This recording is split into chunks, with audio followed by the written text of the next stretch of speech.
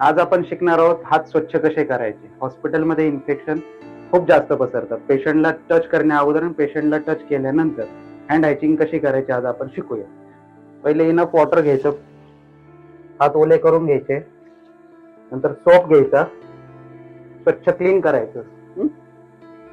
असं रब केल्यानंतर की आपला पाम जो आहे तो असं मागे घ्यायचा, असं क्लीन करायचं. परत डाव्या हातावर असं करायचं. मग हे दोन्ही हात असे करायचे, इंटरलॉकिंग म्हणतात याला, पाम टू पाम इंटरलॉकिंग.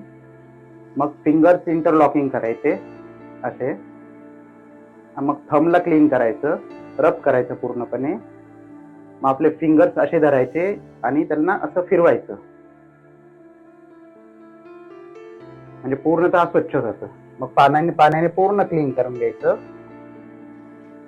मग हात कुठेही टच न करता स्वच्छ टॉवेलला साफ करून घ्यायचं. लक्षात आलं? ओके.